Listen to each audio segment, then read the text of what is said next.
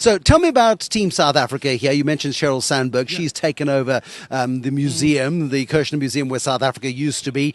It's Davos light for South Africa this year. In previous years, you've trotted out ministers, you've trotted out South African delegates. Has there been much CNN interest in South Africa this year? I think South Africa is here. They've tried to put scarves around my neck on numerous occasions. They've tried to interest me in discussing things, but it's not got the same profile as it has in previous years. And that might be economic. They just don't feel they can afford to spend the money to come here and do it. It might arguably be they just don't see the need to do it. But at the end of the day, there's no point in coming here to say, invest in me, if you haven't got the policies worthy of it. Well, 2 years ago, Cyril Ramaphosa came as the delegation leader, and it was a little bit like having Nelson Mandela back here again. Everybody wanted to touch his cloak. Yeah, but it's not like that 2 anymore. years ago. Well, since then, we've discovered just how awful the state-owned capture was of enterprises. Now, this is one of those few subjects where Pravin Gordhan says, if you think it was bad, I'm telling you it was worse.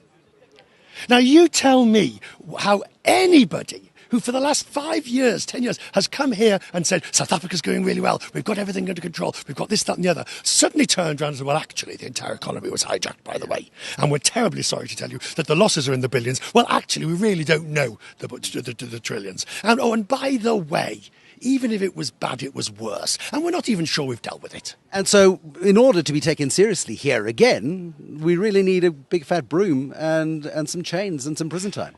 Well, how many people have gone to prison so far?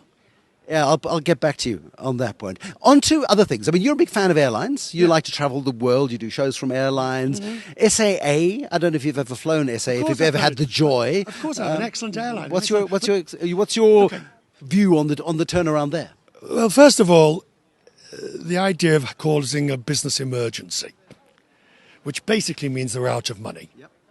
Secondly, the amount of money that the South African government has to put into the airline is a simply staggering amount.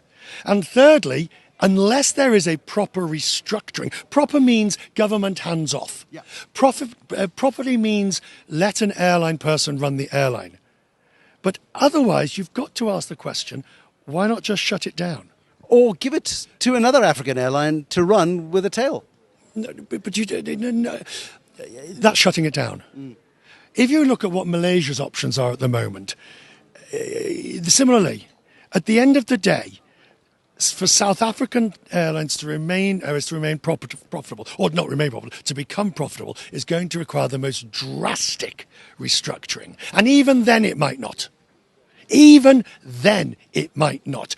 Is it worth having a go? With a proper board, proper CEO in place, is it worth having a go? Of course it's worth having a go, but I'm telling you that'll never happen. I'm telling you the government can't keep its hands off it. I'm telling you politicians cannot stop interfering in airlines. They've done it for decades in South Africa. They will continue to do it for decades more. Until they hive it off, put it in the private sector, sell it to another airline, or shut it down and let somebody else come in who can run an airline.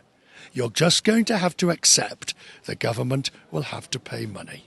That's fine if that's what the policy is going to be. If that's what your policy is, that's okay. But please, don't try and pretend you're restructuring when actually all you're doing is moving the check chairs on the Titanic. How does that then go to the credibility of the South African government at a place like this where it can't make those hard decisions? What credibility? I mean, the president, Cyril Ramaphosa, he came in knowing that South Africa's government has minuscule credibility following the Zuma years and the state capture of state-owned enterprises. You can't suddenly whitewash it away like you're cleaning a wall. People here, look, don't get me wrong though, the opportunities in South Africa are huge. The potential is enormous. The labour force is fantastic. But you cannot just turn around to people and say, oh, by the way, don't worry about that nasty little business where trillions were siphoned off in a very corrupt environment, of which, by the way, I was a member of the government at the time. I was a member. I see nothing, saw nothing, heard nothing. Richard Quest in Davos, thank you very much. Thank you.